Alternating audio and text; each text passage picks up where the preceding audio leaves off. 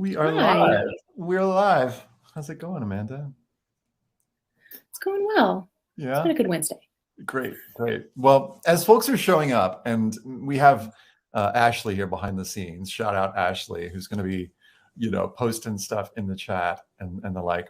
I'd love to ask a check-in question, and this is for us too, Amanda. So the question that I want to ask is something like, I think I just want to go like straight gratitude check-in and just start with what's something that you're grateful for. And as I'm saying this to other folks who are listening, I want y'all to answer too. You can throw it into the chat, say hello. You can, if you want, say where you're logging in from. But the question that I'm curious about is, what are you grateful for? So Amanda, what are you grateful for today?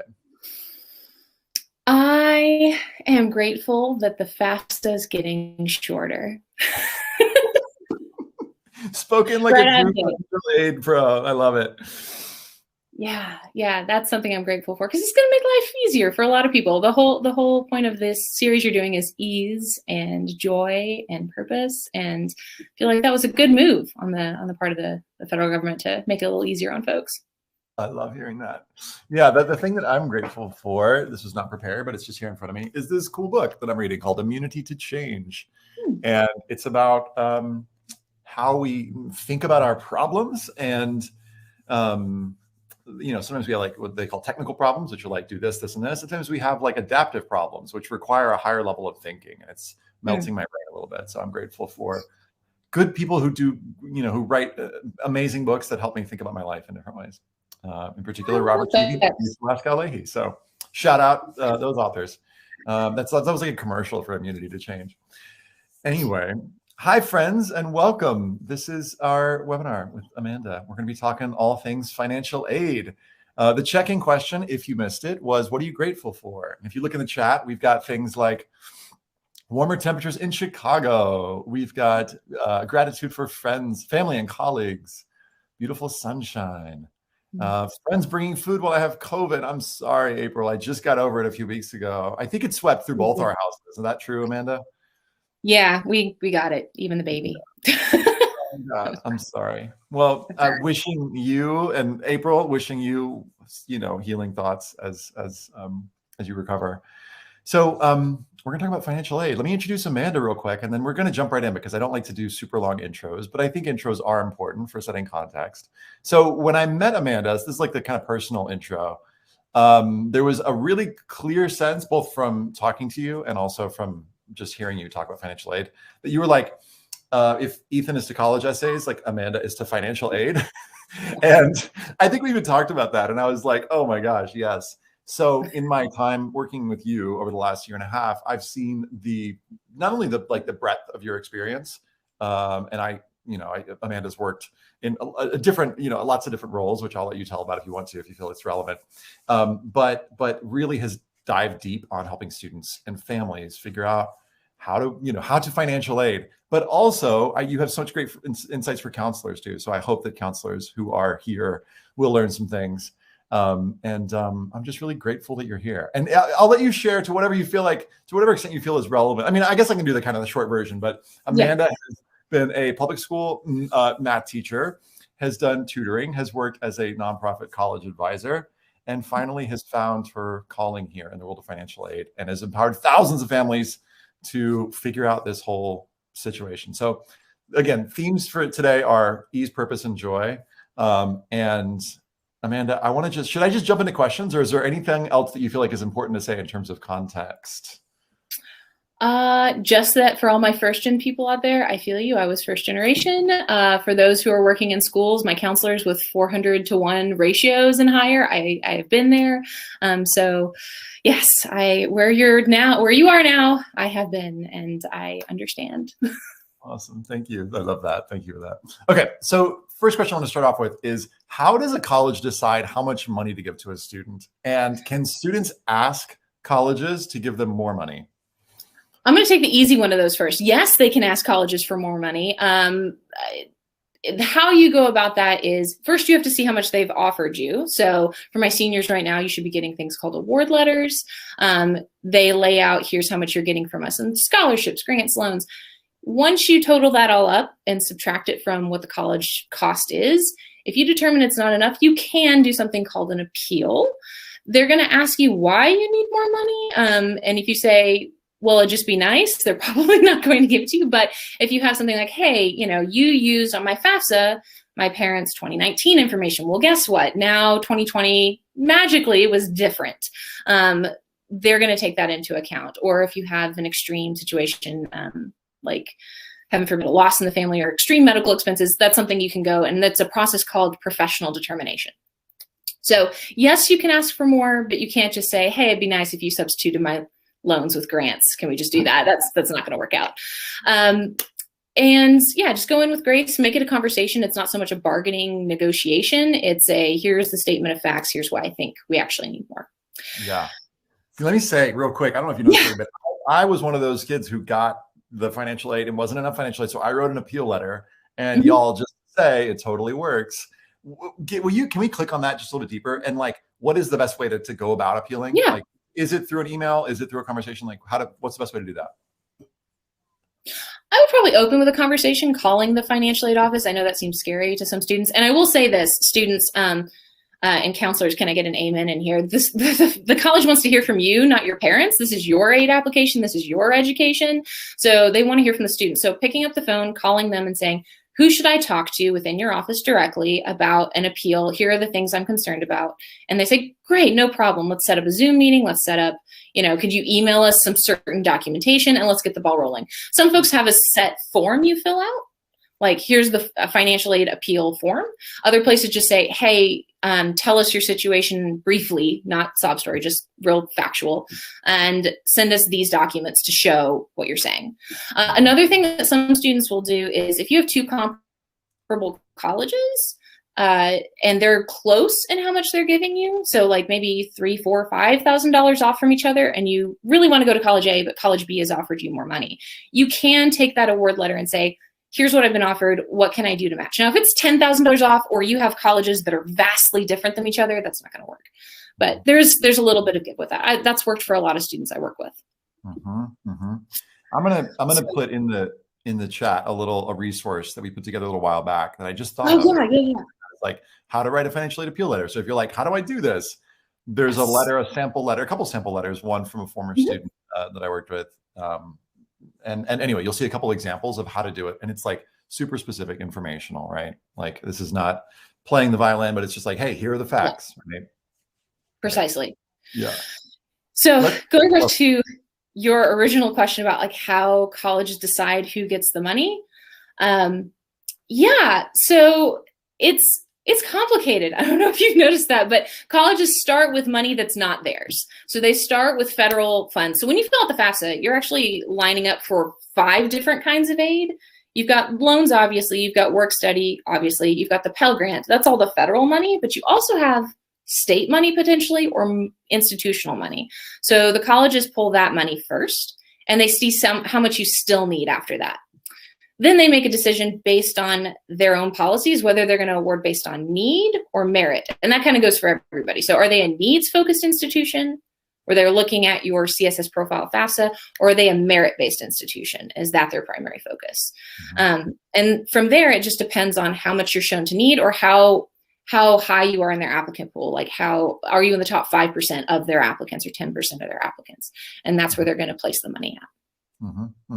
How do students know who takes the FAFSA and CSS and all those things, like, and how they organize merit aid and need-based aid? How do students even know that?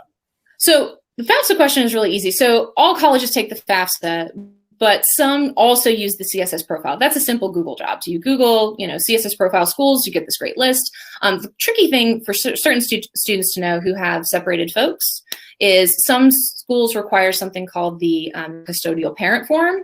So the parent you don't live with, they want their information too, or some schools don't require that. And that can make a big difference for aid, if that's included or not. Yeah. And for those who are brand new to this whole thing, we're throwing around some acronyms, but FAFSA stands for the free, well, you tell folks, what if FAFSA and CSS? So FAFSA so it's free application for federal student aid. So free, and that's free submit. You should not go. There was a problem a few years ago with these FAFSA.com websites, and they charge you to submit a free federal form. So it's free to fill out, and it is a federal form. Pretty straightforward. And then CSS is College Scholarship Service. It's kind of a misnomer because they're not giving out scholarships necessarily based on it. It's grants. So grants are need-based because you need them. Scholarships are merit-based because you're awesome in some way. Mm-hmm. One of the things we talked about in prepping for this is the 3 types of scholarships that you feel like every student should look into. So tell us more about those. Yes. So the first place a student should look is in the institution itself. So that's where I'm going to say 80% of scholarship dollars are, and that's renewable money. So let's say, I'm going to pick on schools. So let's say University of Alabama. If they give you a scholarship, it's for a certain dollar amount and you get it all 4 years. That's fantastic. Whereas if I go to one of the other kinds, a private scholarship, that's a one-shot deal. Like that's the Coca-Cola scholars, the stuck at prom, make a prom dress out of duct tape, win $10,000. The zombie apocalypse scholarship, which does exist. Those type of online scholarships, you get them once most of the time, and then you got to figure out something for the following year. So institutional sticks with you. And then you have private, online, random ones, and then you also have local. My seniors, local is where you're at right now because February through April is prime season. These are ones like your Rotary clubs, your Chamber of Commerce, your American Businesswomen's Association. They're giving out smaller scholarships, but only kids at your high school or kids in the surrounding area are eligible to compete for them. So one we have here is like the BB&T $5,000 scholarship. Or the DeMayo law firm has one, like do an essay about how drinking and driving is bad and be entered for $2,500. So those are smaller bits, but that's where you should look. Institutional, through your colleges, usually on their websites. Sometimes it's a bit of an Easter egg hunt to find them if you just search scholarship on the college website search engine, like search bar. But if you go through Google and just say Ohio State non-resident scholarships, if you don't live in Ohio, you're going to be taken straight to their scholarships page. Yeah. Another resource I'm going to put in the chat is I reached out to Going Merry, a scholarship website that some of you counselors with, and I asked them, is there a way that we can figure out what the top 10 most common scholarship essay prompts are? And they were able to run a search and come up with, I think of like 700 different prompts that they had there. They sent me a list of the top 10 most common prompts. And so I basically wrote a guide for how do you write the top 10 most common scholarship essay prompts. And it's a long guide. It's super long. I created it for College Greenlight and they were like, this is too long. Can you do this 400 word version of it? So you'll see a 400 word version of it on College Greenlight site. This is the super long epic version. But that's another resource for y'all, especially like Amanda said, some of you who are thinking about scholarships right now, because it turns out it's not too late to get some of those smaller money. Now, is it too late? What is it too late for at this point for seniors who are applying for financial aid? Because this is a question that came in, when we asked for questions over the last week. Right. Or so. For whom is it what kinds of aid is it too late for at this point? It's not too late for private. That's all the time. From the time you are in middle school until you graduate from graduate school, there are always going to be private online scholarships you can search and find. Google. It is too late possibly for some institutional. Like what's happening right now is the students who are in line for institutional scholarships have already been notified that they've gotten them, or they're being interviewed over the next few weekends at some sort of scholarship weekend or Zoom type thing where they're selecting folks for those. So institutional aid for seniors is probably done by this point, or it's been figured out.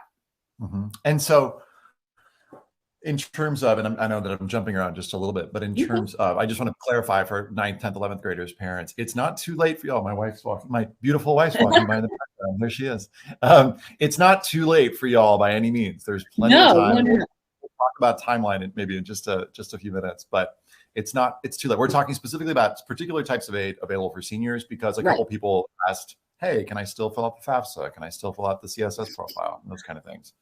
Yes. So institutions have their priority financial aid deadlines. So if you miss that deadline, it doesn't mean you're necessarily out of the running for those, but you're going to get whatever's left, which is sometimes nothing. So you do not want to miss your financial aid priority deadline. A common financial aid deadline is February 1st. Another one's February 15th. It just depends on the region that you're at as to how quickly they want those FAFSAs. I think the earliest one I've ever seen is January 15th as like, we want this in for you to get aid. I'm going to ask a very leading question that counselors are going to kind of roll their eyes because I'm just setting you up. But like, how soon, if students want to appeal a financial aid decision, how soon should they contact the office? as soon as they know that they want to appeal, because the longer you wait, the more funds are locked down or the less wiggle room they might have. So procrastinating on this is not a good idea. You want to reach out as soon as you know that there's an issue. Yeah, and I don't want to stress people out. Like I know that we just lost like 10 people in this webinar because they're like, I got to go write an email real quick. We're not trying to stress y'all out. We just want you to know that this is one of those situations where there is a bucket, and then once the bucket's empty, many times it's ostensibly empty. So anyway, I'll give an example from my home state. So in North Carolina, we're a needs-based state, and it's first come, first serve. So the people who fill out their FAFSAs closer to October 1 are more likely to get state aid than those who wait until May to fill it out. It's not saying that there won't be any, but your chances diminish with the more people who get in line in front of you. One thing that I feel like isn't covered a lot on financial aid webinars or sessions is the role of the enrollment manager. So tell us about who this person is and what is their job at the institution. So short answer is they're the man behind the curtain, making things run. To give a bigger analogy, if the admissions office is on stage, like making this big production of why you should come there, the enrollment manager is the ticket office person saying, like, we got to get people in seats. We have to fill these seats in order to keep this operation going. So enrollment managers are the business minds behind the admissions and financial aid people. They are hired consultants. Sometimes they're in-house, but hired consultants who their whole job is to help the college maximize revenue. So to give it a direct example, let's say Johnny has been accepted to University XYZ. Then the enrollment officer's job is to figure out how much money to offer Johnny to get him to come, but not so much money that they could have offered him less. They're trying to find that sweet spot of like, how much can I offer them and they'll still come? And how do we work with them? Because if there's an empty dorm room, that's costing the college money. They need to hit their numbers. And that's where they might be a little wheeling and dealing, like willing to help you out a little bit later in the process. That's why I tell students, please, as much as your grandmother would love to buy you the college sweatshirt for Christmas when she knows where you're going, wait until you get your award letters from everywhere you've been accepted, compare them side by side, and then make some decisions. Doing so beforehand does not help you whatsoever. Right. So let's go back because we talked a little bit about some tips for seniors, which is like, hey, apply for scholarships. And if you need to appeal, you can. Let's go back into like 9th, 10th, 11th graders and talk about what are some things that students can do to make college affordable, even before they fill out the FAFSA. I'm going to start with what your teachers and counselors tell you, and then I'm going to go beyond that. So what they tell you is make good grades, get involved, all the things you need to do to get admitted, right? Because the more competitive and attractive an applicant you are, the more likely you are to get merit scholarships. But there are other specific things that aren't talked about as much. So one is, and this is the single most important, if you take nothing else away, this is so important. When you're making your college list, you have to build and bake financial aid into that. So counselors, a lot of times you talk to your students about having likely schools, target schools, and reach schools, right? Based on admissibility. Same thing applies for financial aid. You need financial safeties on your list where if you receive no money from the college, you're still going to make it work. For some families, this looks like a state school. For some families, this looks like community college. It depends. Then from there, you can have a couple what I call roll the dice schools where you don't really know if you're going to get enough aid, but you can check it out. I'm looking at Sorry, I'm having a peacock moment here, like right in my Sorry, I'm totally with you. I'm 10% with that peacock, but I'm 90% with you. Go ahead.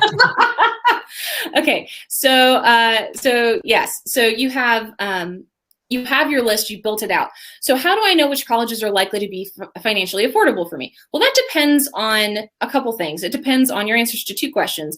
How much need do you have?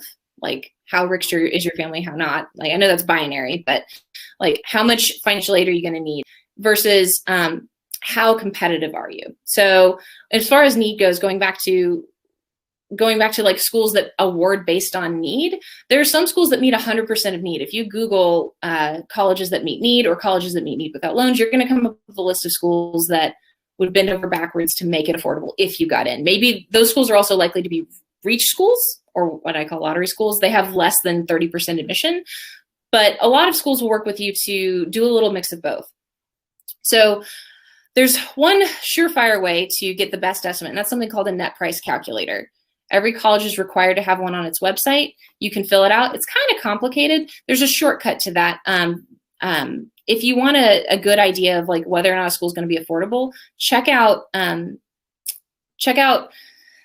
scholarships they list on their website, and ask them about the process for those, whether they're invitation only or whether it's a certain cutoff. I'll give the example of University of Wyoming. Well, University of Wyoming uses a really distinct grid. Here's your GPA, here's your test score, boom, this is what you get. So it's doing a little bit of research before you start, looking into the financial aid piece, having a real conversation with your parents about what they can afford, and what they're willing to pay for you to go before you have the college admissions information in front of you and the financial aid award letters in front of you, and then you're trying to make a decision in kind of a crunch timeline. You only have 6 weeks at that point. So you want to make sure you have good decisions or good choices at the beginning when you build your college list. Go ahead. I was going to say, we're doing a difficult thing on this webinar in that we're trying to, on the one hand, speak to students and parents who may be just entering this process and like, what is a net price calculator? And then also there's some counselors on this session who are listening and going like, oh my gosh, are we talking about net price calculators again?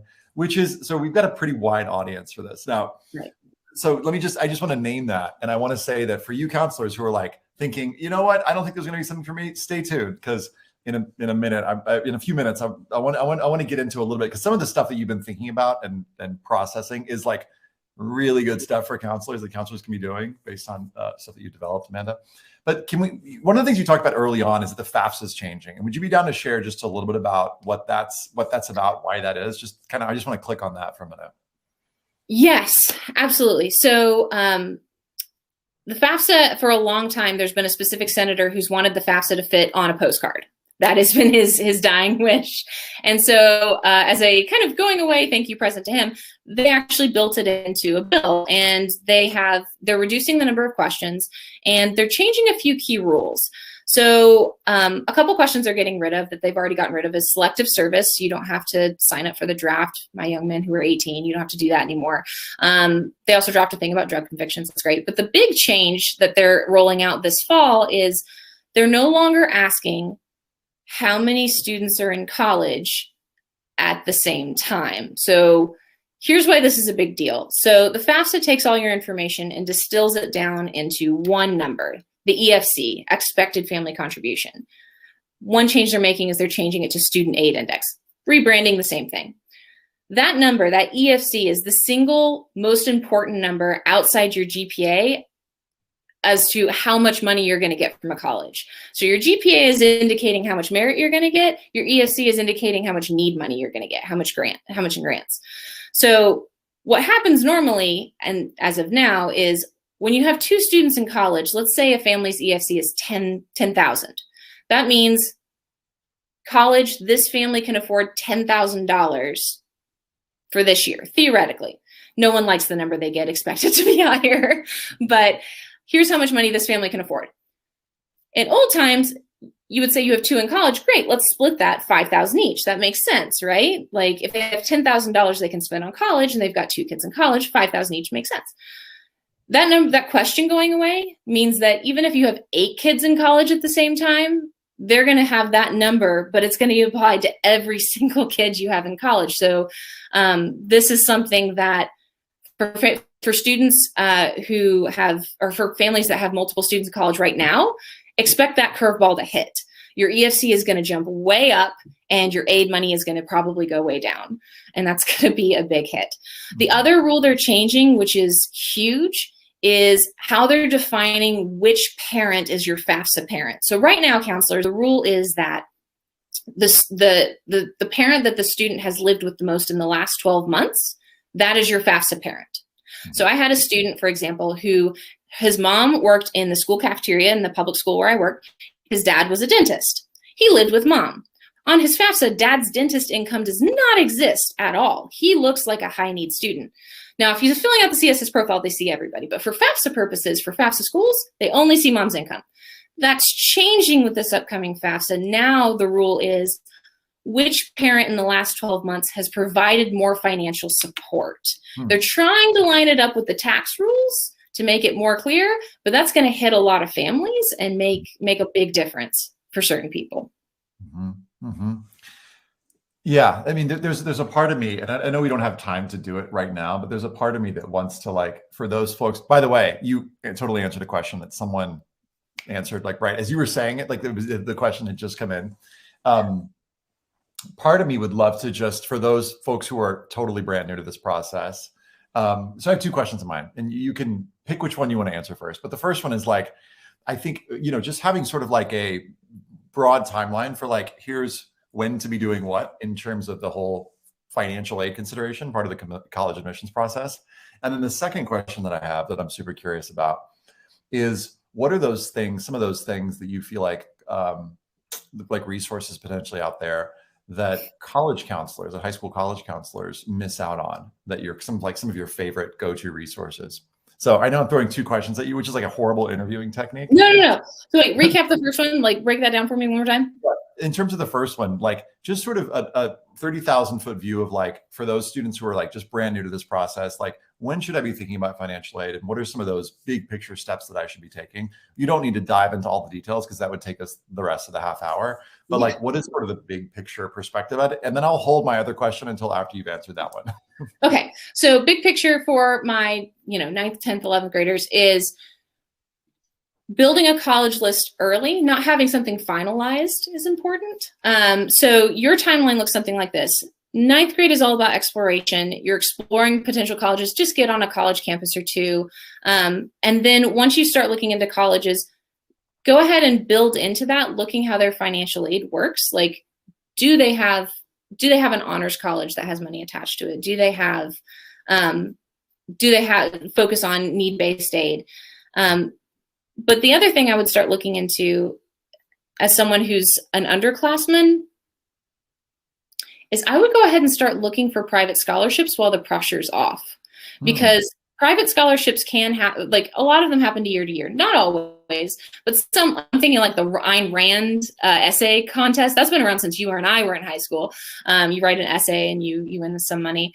So having a scholarship spreadsheet where, as you find scholarships, just put them in there, and please, for the love of all that is good, put the link where you found it, or you will never find it again. So put the name of the scholarship, its deadline. Maybe it's already closed for this year. Maybe maybe you can't open the application to look into it, but it exists, right? So when you start getting anxious about how am I going to pay for college, go ahead and start looking at private scholarships. That's something you can do and be on top of early. Something for my juniors is looking at college programs. I know that one of the questions we had that came in was about scholarships for summer programs. Some colleges have that built in, and some colleges even offer scholarships to juniors. Like, I'm thinking one off the top of my head is like Juanita College. They have like a specific scholarship program for students who show interest as juniors. So if you have a college in mind, you can go ahead and check that out. It's less common, but that's something you can build in. So timeline would be investigate the colleges, look for scholarships. Here's a great tip. For local scholarships, okay, I don't know in the COVID era if any current high schooler has experienced this, but there's this thing called Financial Aid Award Night or Scholarship Night that most colleges host, where the seniors get up and accept their awards from like local scholarship sponsors. If you're an underclassman, just sneak in and spy on that and get a program with the list of scholarships. That's handy because you know what to look forward to when it comes your turn. You're not flying blind into senior year. You already have an idea. And there is a person, there's a designated counselor at your high school who usually handles that. So you could ask them, but going to the scholarship night's fun and it's energizing, and you can see how much the awards are and who wins. And is it the same person getting up every time? It's just fun. So talk to counselors a second. What are some of those resources that are your favorite go-to resources that you're like, every counselor in America or maybe the world needs to know about these particular resources? What are some of those for you?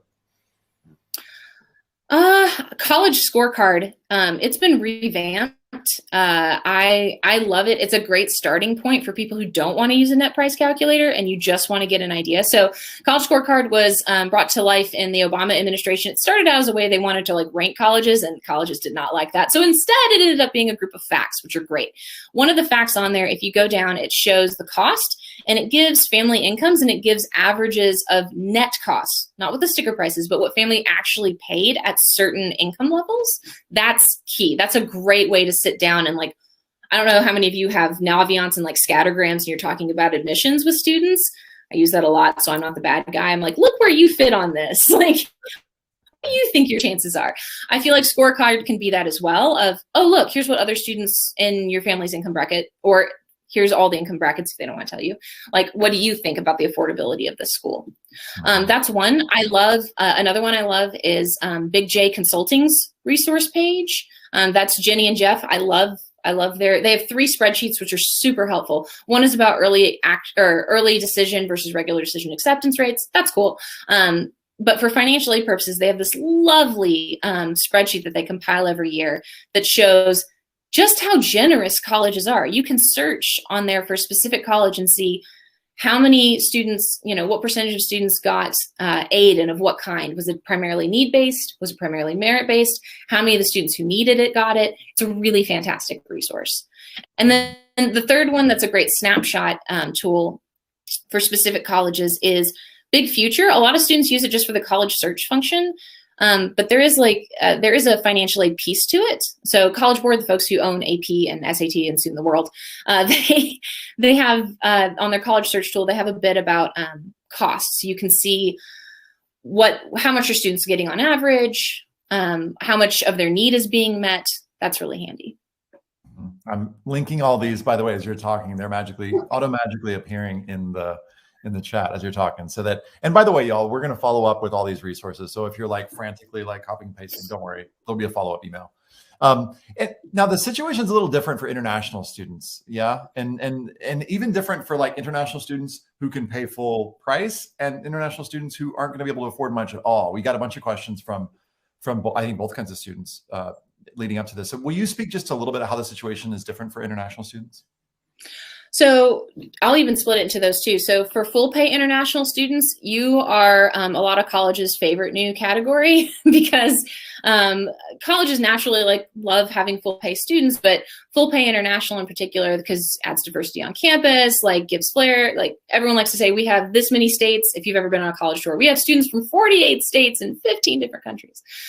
So that's great. In fact, this is really relevant because I just had an Inside Higher Ed invitation come through talking about here's how you can enroll more international students. So that's something that colleges know they need to do.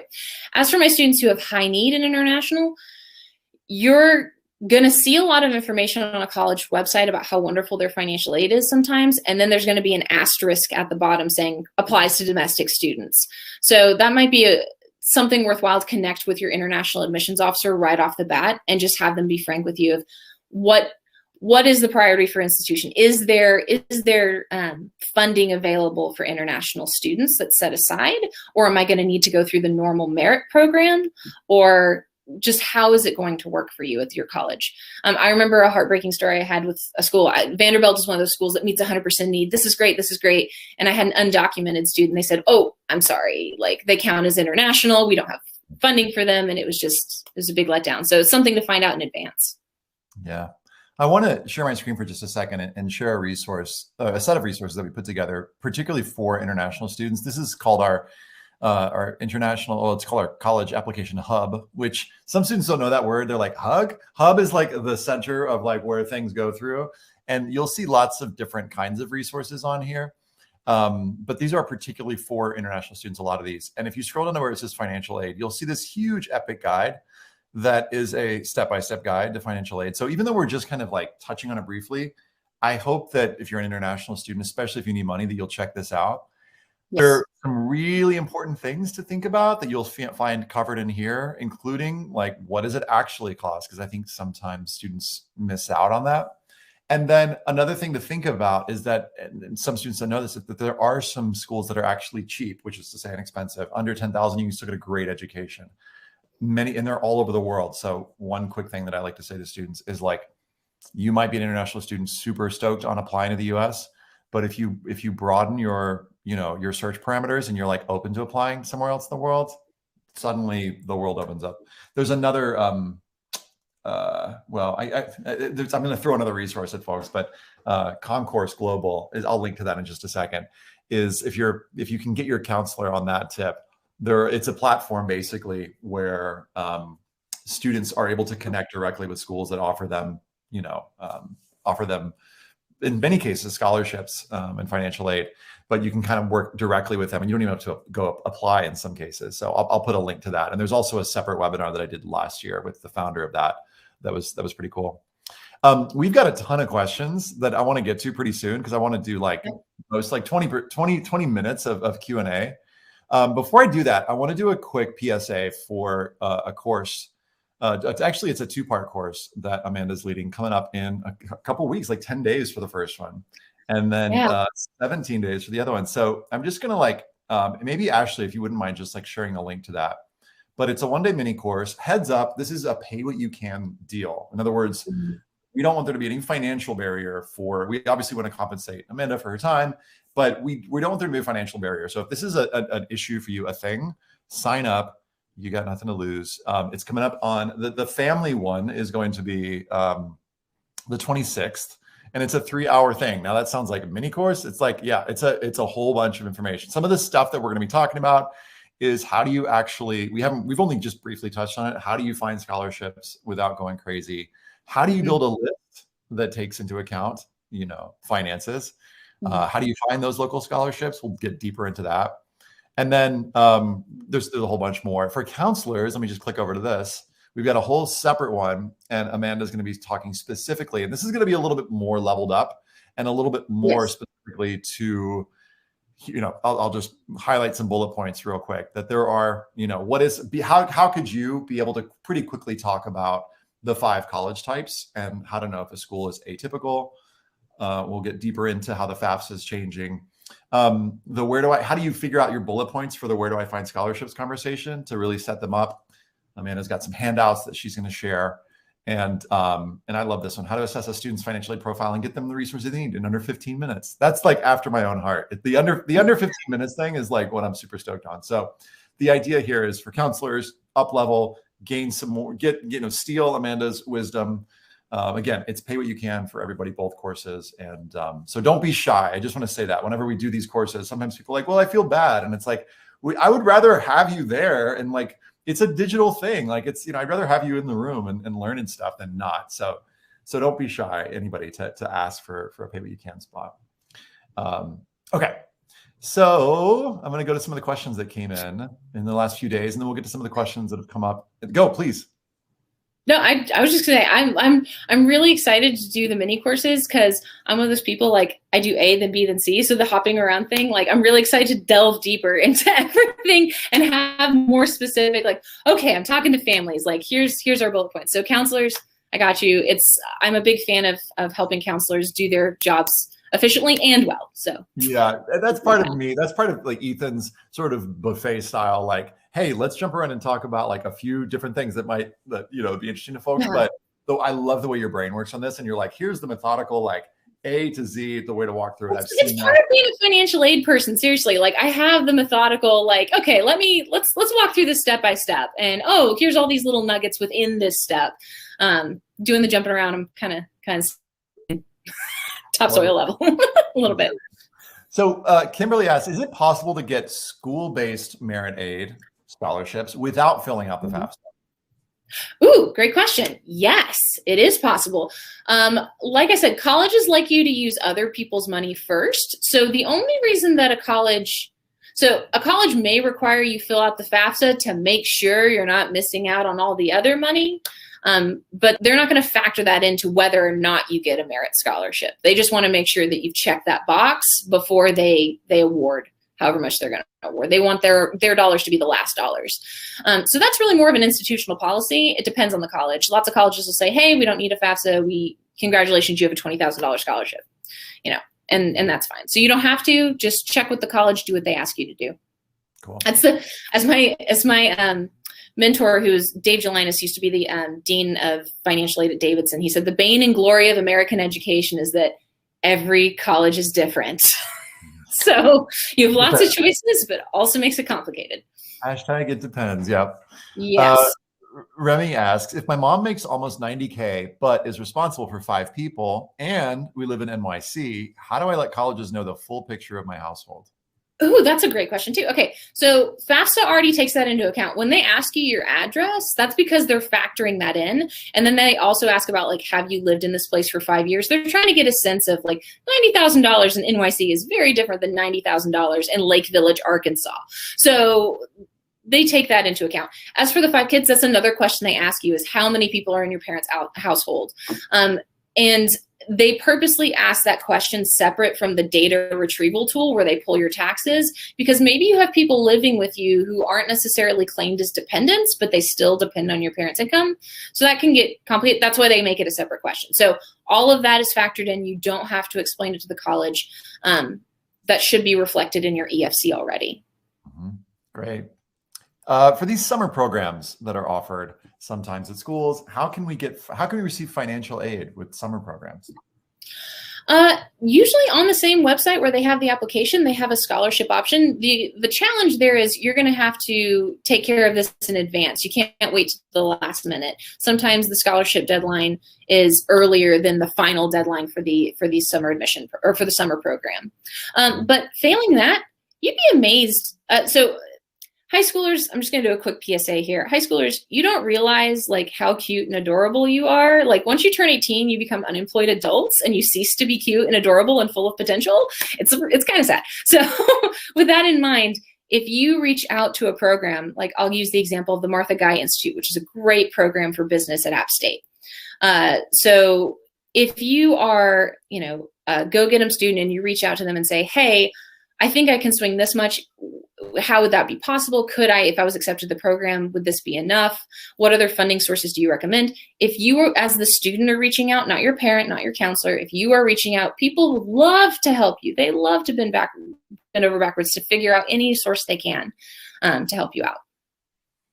Let's talk about gap years. How does taking gap time, this is from Sharon, more than a year before college affect the various fundings available to a student? And then the follow-up was, how does this affect the process for getting financial aid and merit scholarships? And is there anything that this type of student should know before and during that gap time? My advice to students who want to take a gap year is, well, first I tell them that's awesome. I took a gap year, great. And colleges know that this is a great thing. This is a growing trend. I think, one of the Obama daughters did it, and that kind of started more of a trend towards it too. So taking gap year is great. How that impacts financial aid is the offer you're given initially isn't necessarily going to stay exactly the same and stay there. You're going to have to continue to fill out the financial aid forms for the need-based portion. But usually if you get a scholarship and you're taking an active gap year doing a study abroad program or something else, they will hold the scholarship for you. So if they're willing to entertain you taking a year and just holding your spot, almost always that scholarship is still there, because they know, the data shows that students who take a gap year intentionally come back. Like there's less of a concern about them melting away. So just being upfront with them as soon as you get in, hey, I'm going to take a gap year. Is this going to impact my financial aid? Usually they're going to say need-based, as long as your family's financial situation stays the same. Yeah, probably not. If your dad wins the lottery in the off year, that could in fact impact some things. So that's why they have you fill out the forms. From Clara, if a student was accepted to their ED school, but the aid package isn't as competitive as some other schools, the regular decision or EA schools, can the student back out of the early decision agreement, explaining that other schools have offered a more competitive package? That's an excellent question.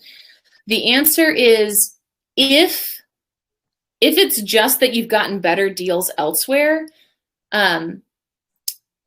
no, they're not going to want you to back out. The only reason they want you to back out for financial aid reasons is if the package they've offered you does not meet the need of your family. So like if your folks can't afford it, then that would be the case where you'd be able to say, this isn't going to work for us. But the expectation, and admissions counselors do their best by this.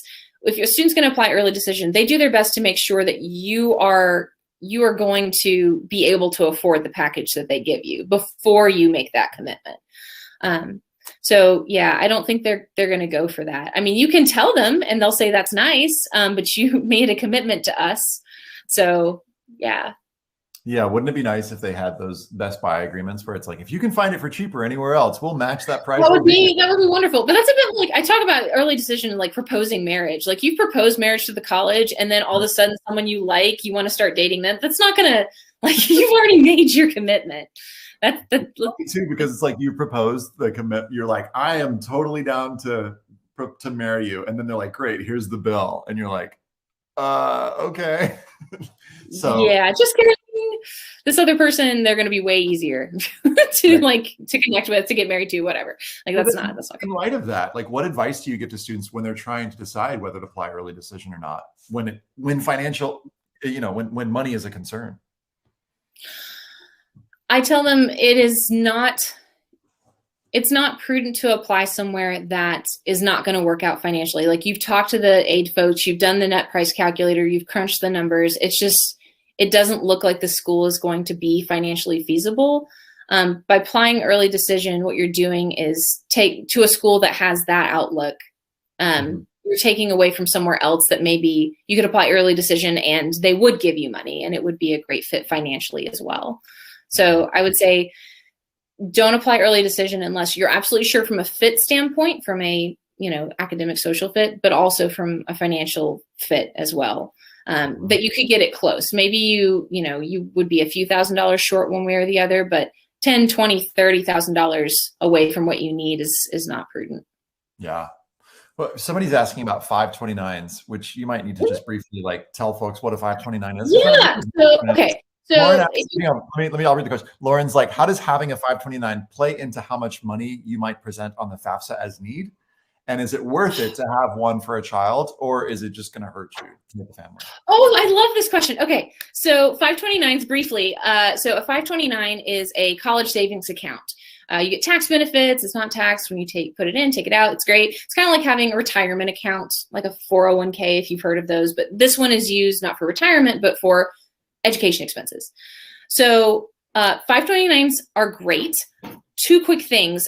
First, to your question about whether or not they hurt you. Oh my gosh, save. So your assets, a 529 is counted as a parent's asset. It is not a student asset. That is a common mistake that folks make on the FAFSA that costs them very big, is they say, oh, this 529 plan is in Susie's name for her to go to college. I'm going to make it her asset. Student assets are assessed at 20%. Parent assets are assessed at, I think at last count, 5.64%. So out of a, $10,000, you've got, out of $10,000, 2,000 of that would be counted against the student, whereas only 500, not even that, a much smaller amount, I'm not doing mental math well, sorry. A much smaller amount, much smaller percentage would be counted against the parent. So is it going to ding you on your EFC? Yes, but for the amount that you save, given that you're probably going to use 25% of that to pay for your students' one-year college, it wouldn't make sense for them to penalize you for saving, because then no one would use 529 accounts. So definitely use them. Definitely save. My 9-month-old has one. It would be bad on me if I didn't, as the college financial aid lady, start saving for my kids' college. So yeah. And it doesn't have to be big. $75 a month. That's what some people spend on Starbucks. Put that aside. 529 plan. And if you haven't saved, that's okay. They know that colleges know that not everybody has the means to save, but if you have a healthy income and no savings, they might question your priorities a little bit. Are you expecting the college to pay the full bill because you haven't saved?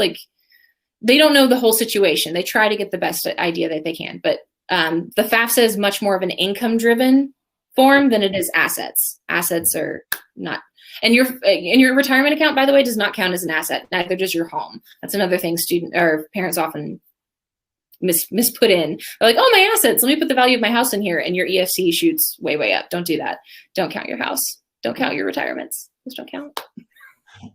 There's so many great questions here, by the way, that I'm having trouble picking. Keep them coming, by the way. We'll keep, sort of, that sounds like I'm saying two things, but we're going to keep picking and keep answering questions for the next few minutes. Let's do this one. This is kind of I'm changing my mind. You can tell. is I kind of wanted to give you the questions and let you pick, but I'll pick one. Let's go with a simple one that some students may miss, and these are actually two related ones. So, and it's not a dumb question. Person who asked this, who thought it might be, the need is based off of what the FAFSA comes up with. Someone is wondering, and the second person asked, how do you figure out your EFC? So maybe just walk through that just a little bit. By the way, this is all going to be covered in depth on the mini course, but here's the short answer. Go. Okay, so short answer is yes. So need is based on your FAFSA. That EFC number is telling the college theoretically what you could afford. It's a 6-digit number, and colleges don't like you to call it like a dollar sign, but that's kind of what it is. So it could be 6 zeros all the way up to 6 nines. 6 zeros meaning your family can afford nothing for college theoretically, and 6 nines meaning you could pay $1 million for your student's first year. So it's only for that aid year. So that's why you have to fill out the FAFSA every year, because your family financial situation can change, as you know, COVID taught us.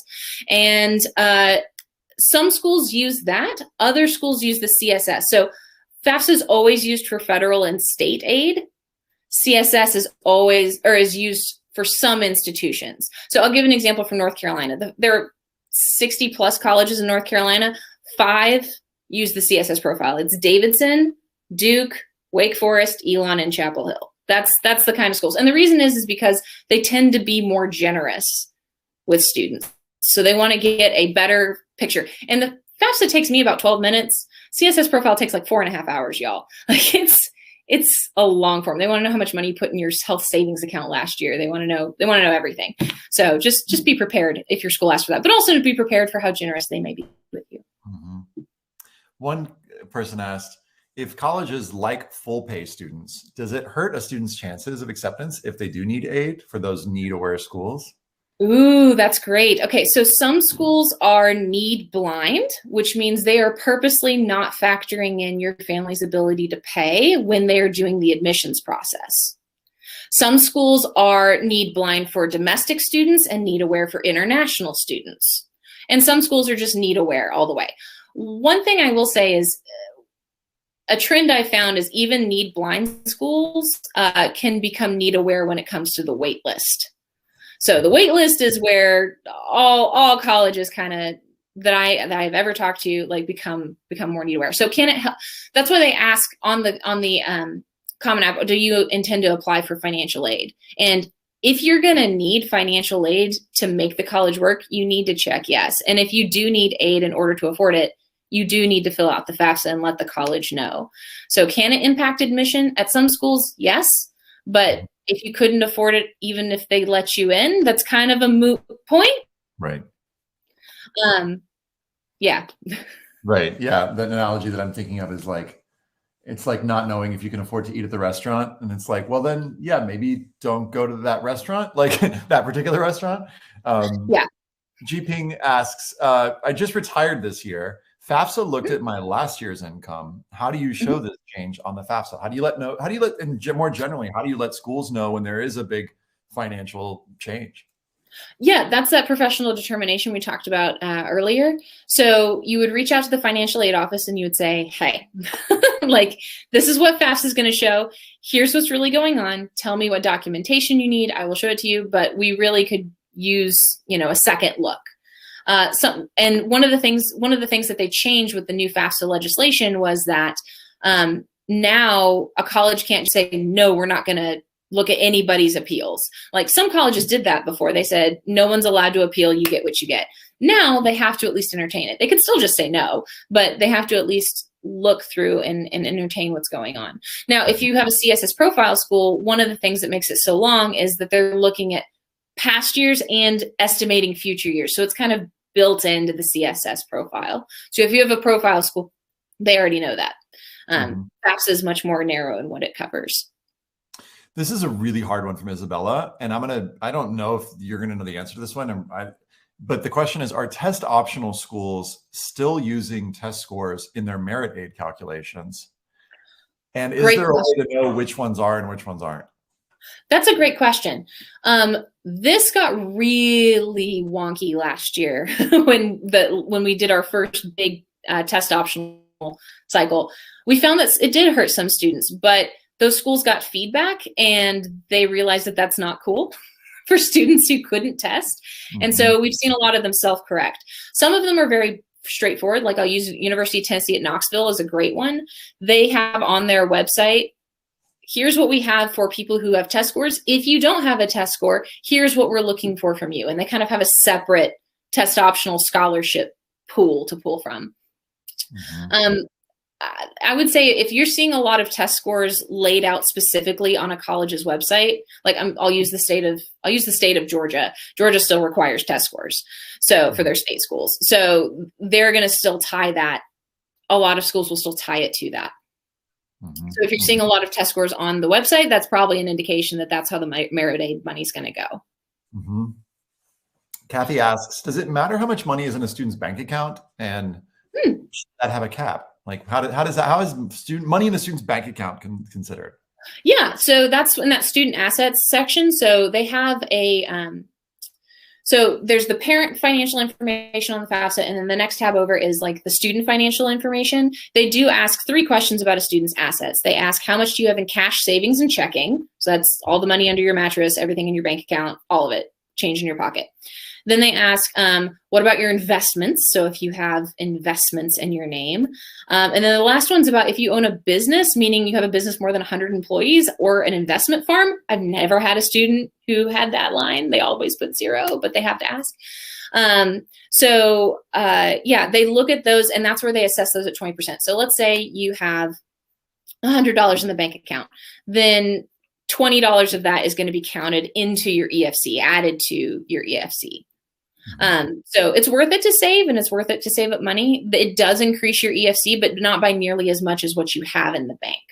I'm going to do 2 more, and then we're going to call it. And sorry if we didn't get your questions. We're going to have more time on the mini course. I promise. We're building in a lot of time so that there will be lots of time for discussion and asking really specific questions.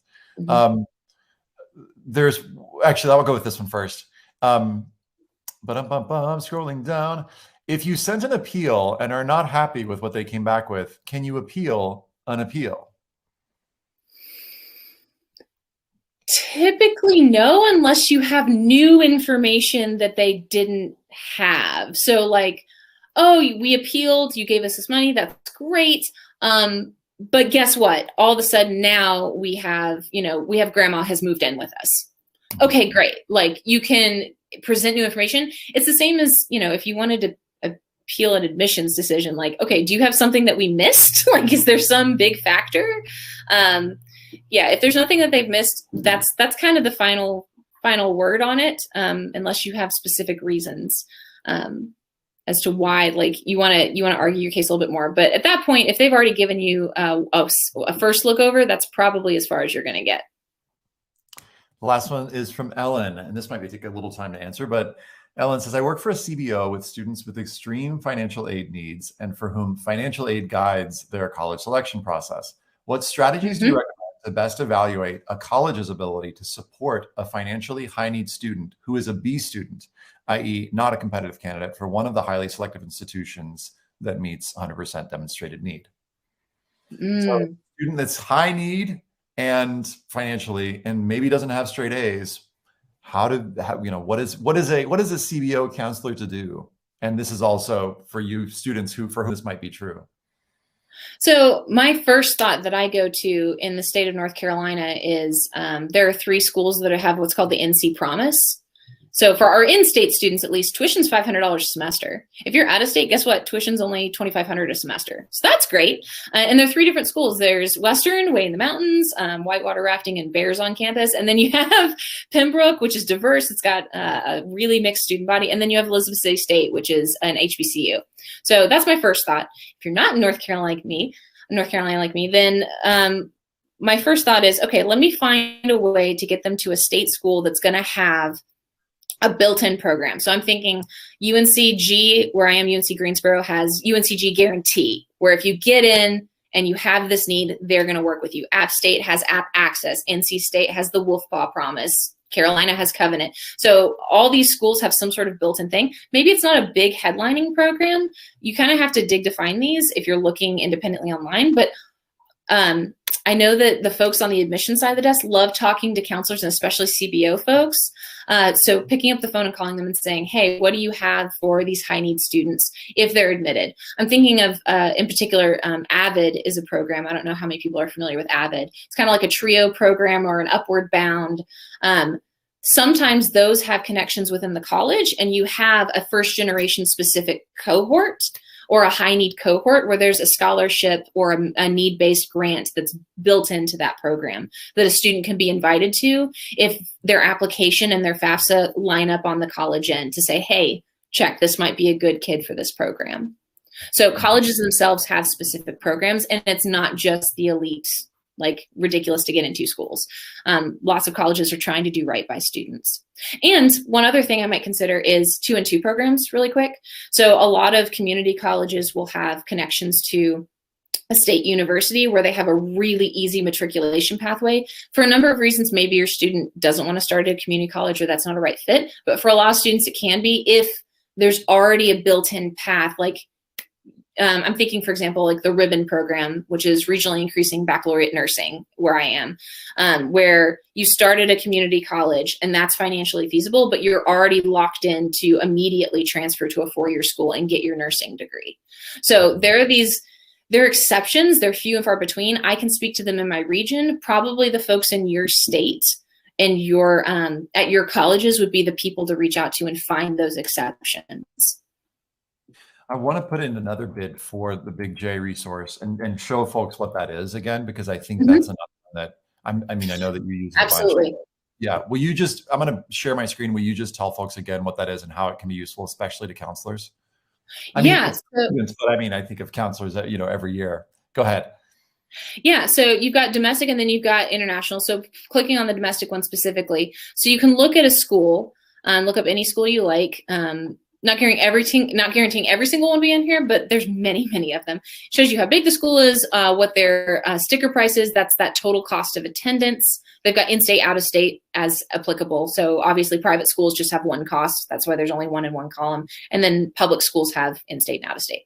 And then you have average percent of need met.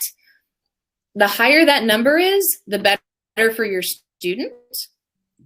So obviously Amherst, Ivy, like those are going to meet a lot of need, but it doesn't have to be. Like Agnes Scott is an amazing, that's at the very top of the list, so I'm going to pick on it. It's an amazing women's college in Atlanta, near Atlanta. And they do great by students, and it is not, you can be a decent student, a fairly good student, and you can get an incredible amount of aid there. College of Worcester is another one I really like. There's a ton of schools that do great by students, and this is a way you can tell. And then they have the average merit award to non-need undergraduates. So this is a student who wouldn't need any need or have any need. So my CBO friend who's asking the question, that column right there is not going to really apply to your students. And then need analysis, that FM and IM at the end. So FM means they're just using the FAFSA. IM means institutional methodology, which means they're also using the CSS profile. There's so much. I mean, we could go into, and we didn't. But the key thing there is that need met, like sorting it from there. The highest need met is what's really helpful.